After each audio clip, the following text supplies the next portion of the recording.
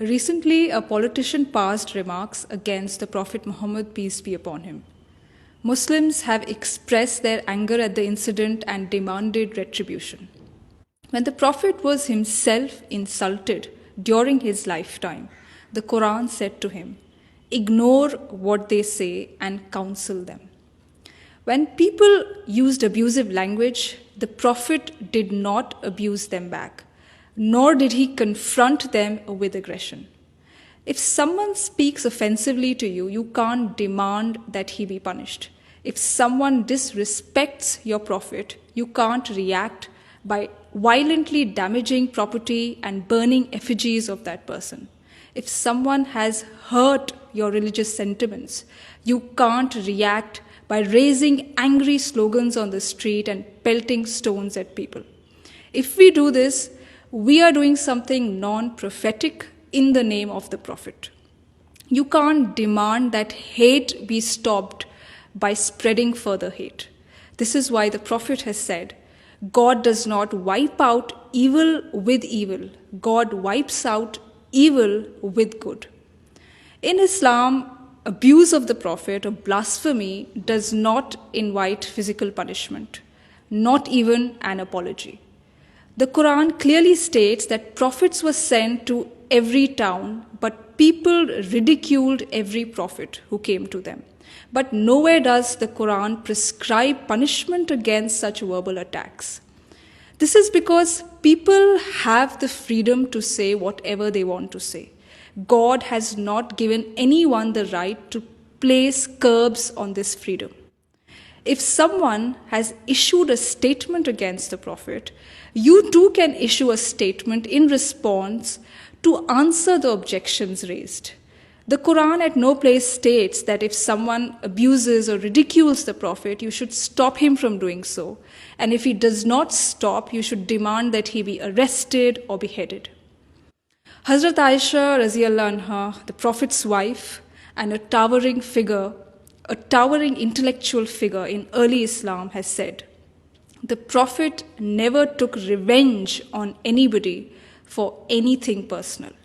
When people hurled accusations at the Prophet, he did not make angry speeches against them. Rather, he remained patient at their behavior. Why did the Prophet remain patient? Why did he forgive insults and scorn poured at him? Because the concern of the Prophet was to help people live on a higher spiritual plane.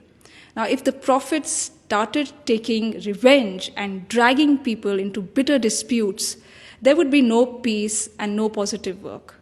So to help people discover God and attain spiritual enlightenment, the Prophet did everything possible to prevent society from becoming a jungle of hate and violence. The Prophet therefore also countered negativity that he received with positivity. And he famously said, "Forgive those who wrong you and do good to those who harm you." And we must remember that the Prophet's dignity and honor cannot be questioned by someone's fiery statements on TV or on social media. Outrage against someone who has defamed the Prophet cannot protect the Prophet's dignity. The Prophet raised his dignity and honor himself during his lifetime with God's help. And that's a historical fact.